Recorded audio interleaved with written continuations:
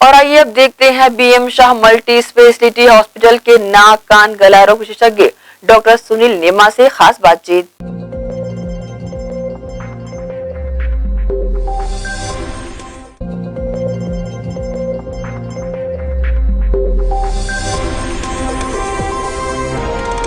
नमस्कार दर्शकों, एक बार फिर आप सभी का ग्रैंड एशियन न्यूज की खास पेशकश एक मुलाकात में आप सभी का स्वागत है।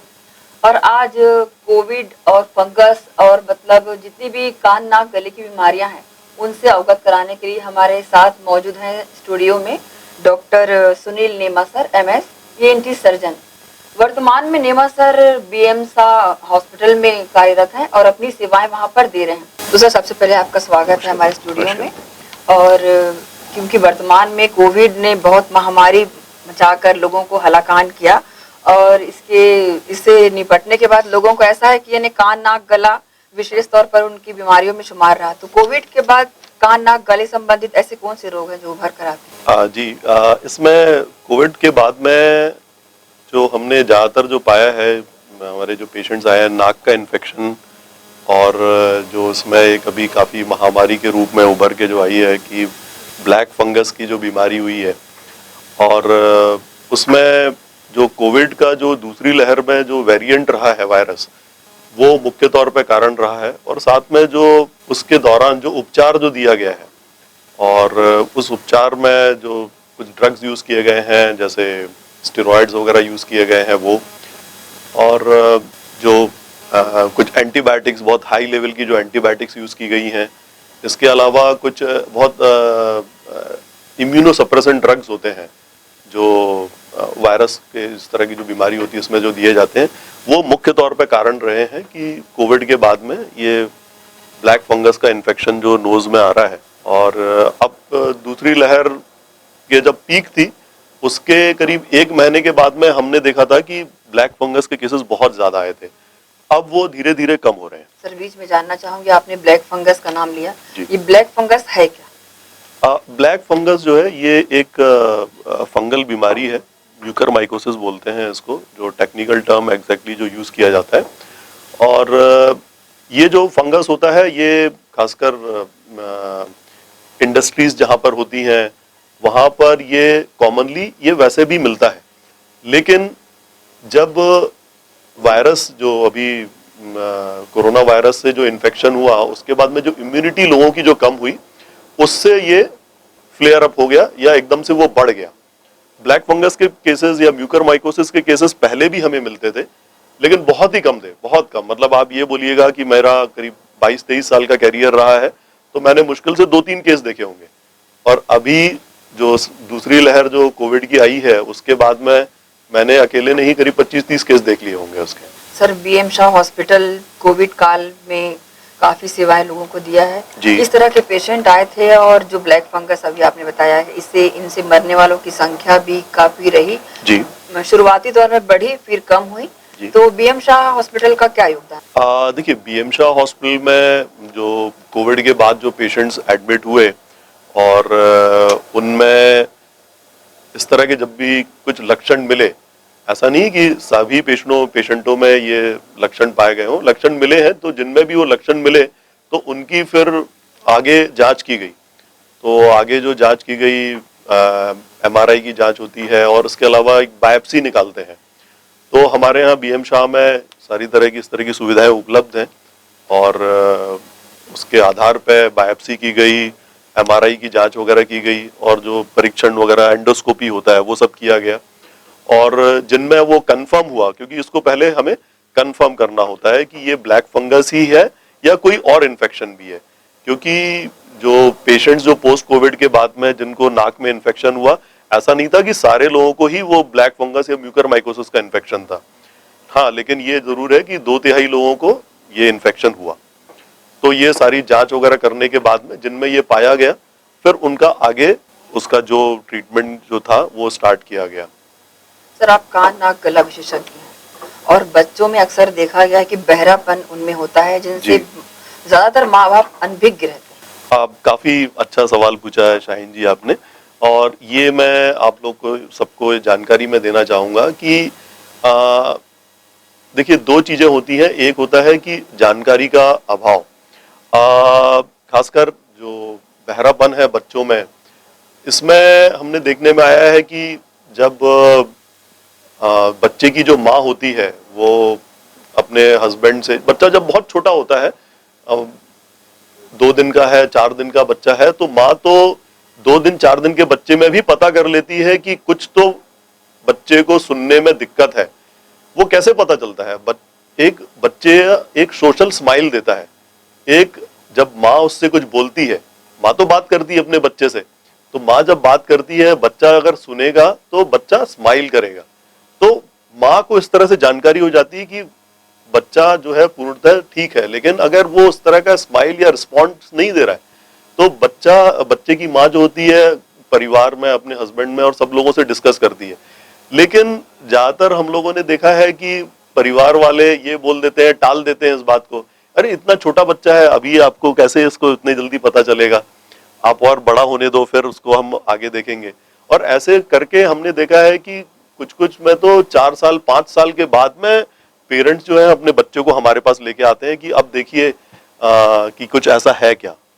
तो ये मैं एक चीज बोलना चाहूंगा कि अगर ये बात माँ अगर बोल रही है परिवार वालों के से कि बच्चा जो है कुछ हमें यहाँ पर गड़बड़ लग रही है या बच्चा जो है शायद सुन नहीं पा रहा है ठीक से, तो उसका परीक्षण होना चाहिए। और फिर आगे अगर परीक्षण होता है और उसके हिसाब से जो भी है, फिर अपन ट्रीटमेंट उसको समय पे दे सकते हैं। सर, एक टॉन्सिल बीमारी है जी, खासकर बच्चों में ज्यादा देखी जाती है। जी, ऐसे बच्चे जो ज्यादा इनको सर्दी होती है, जी। तो टॉन्सिल है क्या? देखिए, ये जो टॉन्सिल जो आपने जो वर्ड जो बोला, ये क्या एक ब्रॉड टर्म है। टॉन्सिल जो एक अंग जो है, ये हमारे शरीर में जो प्रतिरोधक क्षमता जो होती है, जो बॉडी का जो रेजिस्टेंस पावर जो होता है, या जो इसको हम लोग इम्यूनिटी बोलते हैं वो इम्यूनिटी को डेवलप करता है, इम्यूनिटी को बढ़ाता है। और ये सिर्फ एक ही अंग नहीं है जो हम लोग गले का जो टॉन्सिल बोलते हैं, कि इसके अलावा और भी बहुत सारे टिश्यूज हैं या अंग हैं जो कि ये इम्यूनिटी बढ़ाने का काम करते हैं। उनमें नाक के पीछे भी टॉन्सिल होता है, उसको एडिनोइड्स बोलते हैं। इसके अलावा हमारी जो जुबान होती है, जुबान के पिछले भाग में भी टॉन्सिल्स होते हैं, उनको लिंगुअल टॉन्सिल्स बोलते हैं। तो और हमारी जो आंतें हैं उसमें भी टॉन्सिल्स होता है। तो इनके उपचार कैसे संभव? हाँ, देखिए, अब इसमें ये है कि जो मैंने पहले वाली बात में बताया था कि जो कम सुन रहा है बच्चा या जो बहरापन जो है, उसमें हमने देखा ज्यादातर जानकारी का अभाव। और ये जो बीमारी है टॉन्सिल की बीमारी, जिसमें कि बच्चे की, जैसे आपने बताया, नाक बह रही है, नाक सुड़ सुड़ करते रहता है बच्चा, गले में अक्सर उसको दर्द रहता है, खाने पीने में दिक्कत आती है, कई बार बोलने में दिक्कत आती है। तो जब नेचुरली छोटा बच्चा है तो वो अपने बच्चे वाले डॉक्टर के पास या पीडियाट्रिशियन के पास जाता है, या कोई जनरल फिजिशियन है उसके पास में जाता है। तो वहां पर जब ये चीज बताई जाती है कि इसका टॉन्सिल बढ़ा हुआ है, नाक का टॉन्सिल या गले का टॉन्सिल बढ़ा हुआ है, तो इसमें क्या डर जाते हैं। मतलब मरीज जो उनके माँ बाप जो है वो डर जाते हैं, या कई बार हमने ये भी देखा है कि डॉक्टर भी जो है वो इसका एक जो नेगेटिव वे में इस तरह से बोलते हैं कि आप जो है ना इसको ऑपरेशन मत कराइएगा। तो ये जो है, मैं यही बोलूंगा कि ये शायद भ्रमित करते हैं, या एक डर टाइप का जो है उनके उसमें दिमाग में बैठ जाता है। अच्छा, फिर वो पेशेंट जब 2 बार 3 बार जब टॉन्सिल का अटैक आ चुका होता है, तो उसके बाद में फिर वो ईएनटी वाले डॉक्टर के पास में जाते हैं। तो जब हमें दिखाया जाता है, तो हम जब निरीक्षण परीक्षण करने के बाद में और हमें लगता है कि इसको दवाई से ठीक कर सकते हैं, तो दवाई है इसमें, ऐसा नहीं है कि इसकी दवाई नहीं है। हम सारे पेशेंट्स का ऑपरेशन नहीं करते हैं, हार्डली 10 में से 1 को ही ऑपरेशन पे जाना होता है। क्या ज्यादा सर्दी होना टॉन्सिल का एक कारण मान सकते हैं? बिल्कुल बिल्कुल। वो जो मैंने जो बताया कि टॉन्सिल के अलग अलग अंग हैं, तो एक अंग जो है नाक के पीछे भी होता है। तो नाक के पीछे वाला जो टॉन्सिल जब बढ़ जाता है, तो नाक का रास्ता अवरुद्ध हो जाता है। नाक का रास्ता अवरुद्ध होगा तो जो नाक का जो पानी बन रहा है वो बह नहीं पाएगा। तो जब वो बह नहीं पाता है, तो फिर वो नाक सुड़ सुड़ करती रहती है, नाक बहती रहती है। तो आप बिल्कुल सही बोल रहे हैं, और ये चीज है कि नाक बहती है तो एडिनोइड्स जिसको हम बोलते हैं, नाक का टॉन्सिल बढ़ा हुआ हो सकता है उसमें।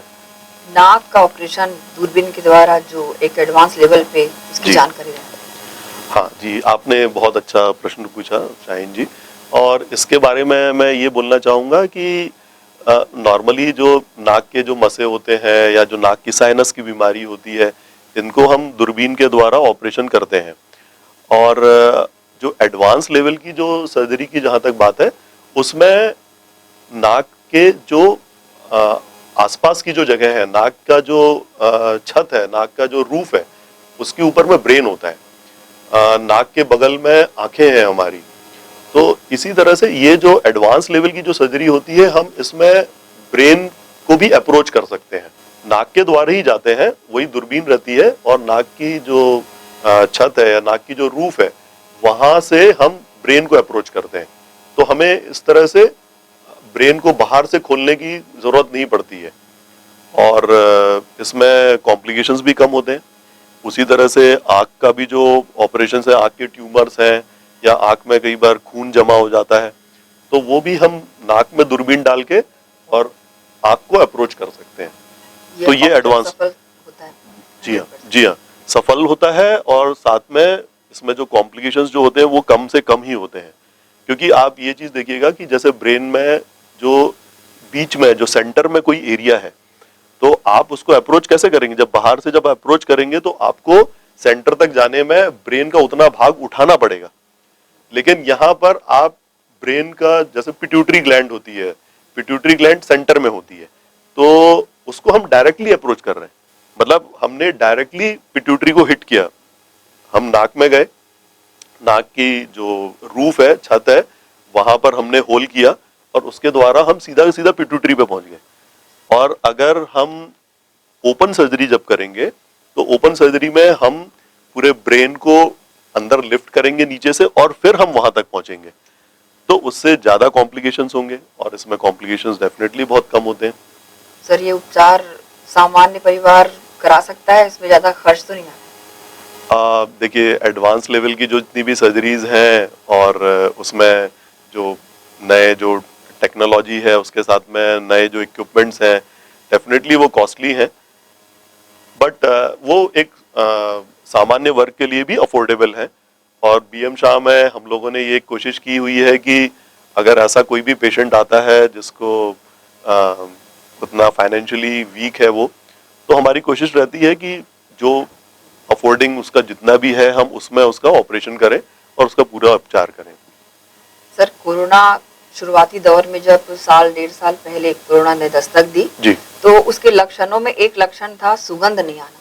जी हाँ ये क्या लक्षण हो सकता था और इसका कोरोना से कैसा संबंध था? जी, देखिए, हमारी जो श्वास की जो सेंसेशन जो है, जो स्मेल का जो सेंसेशन है, वो नाक का जो रूफ है, नाक की जो ऊपर का जो छत वाला जो हिस्सा है, वहां पर इसके रिसेप्टर्स होते हैं।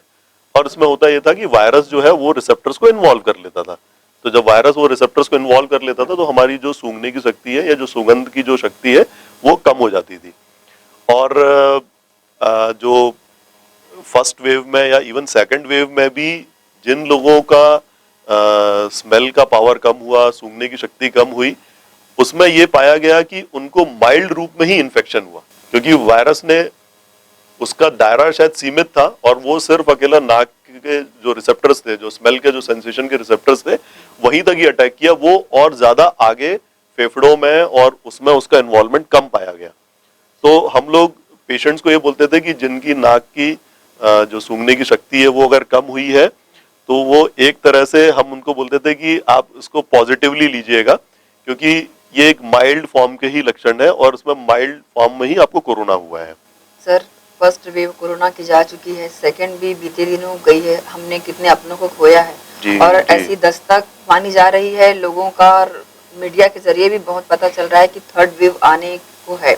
जी तो दर्शकों से बताएंगे, क्योंकि आप ईएनटी सर्जन हैं, जी किस तरह की सावधानी बरतें और अपने आप को थर्ड वेव में किस तरह सुरक्षित करें? जी, ये काफी एक महत्वपूर्ण विषय है और जिस तरह से आपने बताया और जो हम देख रहे हैं, आज का ही मैंने न्यूज़पेपर जो पढ़ा है, तो उसमें भी मैंने देखा है कि छत्तीसगढ़ में अभी तक जो 30 केस हो रहे थे, 20 केस हो रहे थे, अचानक से 300 के ऊपर हो गए हैं। तो ये बहुत गंभीरता से हमें लेना पड़ेगा और इसमें सब सबकी भागीदारी आवश्यक है। डॉक्टरों की तो है ही है, लेकिन उसके अलावा जो मीडिया है, चाहे वो प्रिंट मीडिया हो, डिजिटल मीडिया हो, शासन प्रशासन जो है वो जिस तरह से जो लॉकडाउन के खुलने के बाद में जिस तरह से भीड़ भड़क्का और बाजारों में आई है, तो उसको कहीं ना कहीं कंट्रोल करना चाहिए। और एक सुझाव आया था बीच में कि कुछ ऑड इवन टाइप से करें, दुकानों जिनका ऑड नंबर है वो एक दिन खोलें, इवन वाले जो हैं वो एक नंबर खोलें। खैर प्रैक्टिकली वो शायद हो नहीं पाया, लेकिन इस तरह की जो चीजें हैं शायद ऐसा कुछ हो तो ये भीड़ भड़क्का क्यों हो रही, क्योंकि अब सारी दुकानें खुलेंगी तो भीड़ नेचुरली है, सब लोग आएंगे। और बाकी तो जो 3 चीजें जो बताई जा रही हैं, बताते हैं कि मास्क लगाना, सोशल डिस्टेंसिंग रखना और सैनिटाइज करना, ये आपको बहुत बहुत अच्छी तरह से करना जरूरी है। और इसको बिल्कुल भी ना भूलें। जो बोलते हैं 20 सेकंड के लिए हाथ को साबुन से वॉश करें या सैनिटाइजर से आप वॉश करें या जो भी है, वो बिल्कुल आप ध्यान दें। और सोशल डिस्टेंसिंग का भी जो बोला गया है उसका भी ध्यान दें। वैक्सीन क्राउड से बचें। ज्ञानता है, वैक्सीन लगवाने जी, के लिए जी। पीछे हट रहे हैं, उनके लिए भी। जी बिल्कुल, और वैक्सीनेशन तो सबसे जरूरी है, वो शायद मैं बताना आपको भूल गया, लेकिन वैक्सीनेशन सबसे ज्यादा जरूरी है। और वैक्सीनेशन हर उस व्यक्ति को लेना है, चाहे उसको कैंसर की बीमारी हो, चाहे उसको डायबिटीज की बीमारी हो, चाहे उसे हार्ट की बीमारी हो, हर तरह की बीमारी से ग्रसित अगर कोई भी है व्यक्ति, उसको भी ये वैक्सीन लेना है। और सब लोगों से मेरी बहुत बहुत विनम्र अपील है कि आप जाएं, वैक्सीनेशन लें। और इसका मैं बहुत एक छोटा सा उदाहरण मैं देना चाहूंगा कि जिनको वैक्सीनेशन हुआ है, जिनको कंप्लीट हो गया वैक्सीनेशन, मतलब दूसरी खुराक भी जिनको लग चुकी है, तो उनमें अगर कोरोना होता है तो सबसे पहली चीज बहुत ही माइल्ड रूप में होता है। मतलब उनकी स्थिति ये नहीं होती कि उनको आईसीयू में भर्ती करना पड़े या कोई गंभीर उनको समस्या है।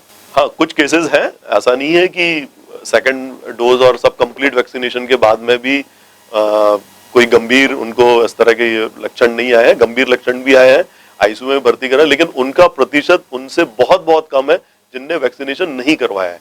क्योंकि 10 में से अगर एक व्यक्ति जिसको कोरोना हुआ और जो वैक्सीनेटेड नहीं है, जिनको वैक्सीनेशन नहीं हुआ है, 10 में से एक व्यक्ति को अगर हॉस्पिटल में जाना होता है या आईसीयू में एडमिट होना पड़ता है, उसका जो परसेंटेज आप अगर वैक्सीनेटेड जो लोग हैं या वैक्सीनेटेड पर्सन्स है उसमें आप निकालेंगे तो वो 1/100 भी नहीं है। तो इसलिए वैक्सीनेशन बहुत जरूरी है और वो होना चाहिए एकदम। सब सर, आप निडर होके जाएं। हॉस्पिटल जी। सुपर मल्टी स्पेशलिटी बोल सकते हैं जी हाँ, कि अच्छी सेवाएं दे रहा है हॉस्पिटल, और आर्थिक परिवारों को भी उभार कर उनकी काफी मदद कर रहा है। जी। वर्तमान में कोई तकनीक कोई हॉस्पिटल से जुड़ी हुई वो हम दर्शकों को बताएंगे, ऑपरेशन थिएटर्स हो या फिर इंस्ट्रूमेंट्स हो। जी, अभी हमारे यहाँ पर जो ओवरऑल हॉस्पिटल की बात करूँ तो आप अगर पूरी व्यवस्था की हम बात करें तो हमारे यहाँ आईसीयू है। आईसीयू में जो एक होता है, जो मेडिकल आईसीयू होता है, सर्जिकल आईसीयू है, और एक जो अभी रिसेंटली स्टार्ट किया गया है ट्रॉमा आईसीयू। तो उसमें उस तरह के जो पेशेंट आते हैं रोड एक्सीडेंट वाले, उनको हमने बहुत अच्छे से उनके लिए उस हिसाब से सुविधाएं मुहैया कराई हैं। क्योंकि जो ट्रॉमा होने के बाद में जो पेशेंट जो आते हैं, तो एक तो हमने बीएम शाह में सबसे पहली अच्छी चीज की हुई है कि किसी भी व्यक्ति को जो रोड साइड एक्सीडेंट हुआ है वो आके निडरता से बीएम शाह में आके प्राथमिक उपचार ले सकता है। वो हमने पूर्णतः निःशुल्क रखा है। तो ये बीएम शाह में ये एक बहुत अच्छी सुविधा और मैनेजमेंट ने बहुत अच्छी सुविधा दी हुई है।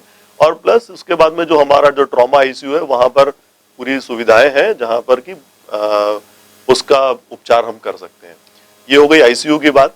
आईसीयू के बाद में जो जांच वाली जो चीजें हैं हमारे बीएम शाह में, CT scan, MRI, advance level का पैथोलॉजी लैब, सोनोग्राफी, एक्सरे, ये सब तो है ही है। और जो हमारा ओटी है, ऑपरेशन थिएटर जो है, उसमें करीब 4 ऑपरेशन थिएटर हैं। उसमें मॉड्यूलर ऑपरेशन थिएटर है। मॉड्यूलर ऑपरेशन थिएटर में इन्फेक्शन की दर जो होती है बहुत कम होती है। तो ये सब सुविधाओं से, और प्लस जो स्टाफ है, क्योंकि सिर्फ मशीनें ही पूर्णतः आपका उपचार नहीं कर सकती हैं। उसके पीछे में जो हमारी जो मेन फोर्स है वो वहाँ का स्टाफ है। कोरोना तो वॉरियर्स। जी बिल्कुल, कोरोना वॉरियर्स, और इसके अलावा भी जो सामान्य जो मरीज है उनको भी देखने के लिए तो बीएम शाह को इस तरह से पूरी तरह से वो किया है। बीएम शाह परिवार के साथ में एक और नया यूनिट जुड़ रहा है, कार्डियक यूनिट, जो कि SMC BM Shah cardiology unit के नाम से आएगा। और इसमें कैथ लैब है और स्पेशली कार्डियक आईसीयू चालू कर रहे हैं। और ये बस हाल में ही आने वाले 12-15 दिन में ही ये चालू हो जाएगा। और इसमें सारी जो कार्डियक रिलेटेड जितनी भी बीमारियां हैं, पेसमेकर है, हार्ट अटैक वाले जो पेशेंट्स हैं, उन सब को उनको उपचार मुहैया कराया जाए। सर, खासकर देखा गया है कि लोग अपने कानों के प्रति काफी लापरवाह होते हैं। अक्सर नहाते हैं और उसके बाद में माचिस की काड़ी हो या फिर बर्ड्स को ही छोड़ देते हैं या फिर क्लिप का इस्तेमाल करते हैं। ये कहाँ तक सही है? दर्शकों को बताएं कि ये ऐसी लापरवाही ना बरतें। जी, काफी अच्छा प्रश्न पूछा है आपने। और ये मुझसे काफी लोग, ये जो मेरे जो पेशेंट्स आते हैं वो भी ये चीज पूछते हैं। और मैं एक इसमें बिल्कुल एक जानकारी मैं देना चाहूंगा कि एक तो कान की केयर कैसे करना है। कान की केयर करने के लिए आपको कुछ भी नहीं करना है। मतलब आप कान को ना बड्स इस्तेमाल करें, ना कान में किसी तरह की कोई काड़ी या माचिस की तीली वगैरह डालें, क्योंकि ये सब जो है कान को नुकसान पहुंचा सकते हैं। हाँ, कुछ लोगों को कान में वैक्स बनता है, मैल बनता है, खूट जिसको हम बोलते हैं। आप उसका परसेंटेज की बात करेंगे तो हार्डली 15 में से एक आदमी को वैक्स अधिक मात्रा में बनता है जो जम जाता है। अच्छा, फिर वो कुछ गलतियां करते हैं, जैसे कि साफ करते हैं, बड्स यूज करते हैं, तो उससे वो मैल और अंदर तक चले जाता है, पर्दे के पास पहुंच जाता है और उससे सुनने में भी कठिनाई आती है। कभी कभी वो दर्द का कारण भी बन जाता है। अब जिनको वैक्स ज्यादा बनता है उनको हम एक ही चीज बोलते हैं कि आप किसी भी ईएनटी स्पेशलिस्ट के पास जाएं और अपना वैक्स जो है वो निकलवाएं। वैक्स निकालने के लिए बहुत साधारण सा प्रोसीजर होता है। कुछ उसको नरम करने की दवाई दी जाती है, 5-7 दिन डालते हैं वो, और उसके बाद में वो आते हैं 5-7 दिन बाद, तो उनका वो वैक्स निकाल दिया जाता है। और बाकी जो चाबी डालते हैं और जो काड़ी डालते हैं, तो ये भी हम अपने पेशेंट को ही बोलते हैं कि ये भी एक तरह का नशा है। जब आप उसमें कान में चाबी डाल के या काड़ी डालते हैं तो आपको बड़ा आनंद आता है और आप उसको लगातार करते रहते हैं, बट इससे आप अपने नाजुक कान को कहीं ना कहीं डैमेज करते हैं। तो मेरी यही राय है कि इस तरह का जो भी आप कुछ बड्स या काड़ी डाल रहे हैं ये ना करें। बहुत ज्यादा है आपको कि कान में चिपचिपापन कुछ रहता है, आप एक सिंपल साधारण सफेद रुमाल लें, रुमाल को ऐसा उंगली ऐसा डाल के और रुमाल के साथ में उसको हल्के से ये जो बाहरी हिस्सा है उसको आप साफ कर सकते हैं। बाकी कान के अंदर में, कान की नली में किसी भी तरह की शार्प इंस्ट्रूमेंट या जो काड़ी बड्स वगैरह ये ना डालें। सर, आपका बहुत बहुत धन्यवाद। आप ग्रैंड एशियन न्यूज़ की इस खास पेशकश एक मुलाकात में आए, दर्शकों को कान, नाक, गले से जुड़ी कई सारी बीमारियों के उपचार के बारे में बताया, सावधानी बरतने के बारे में बताया।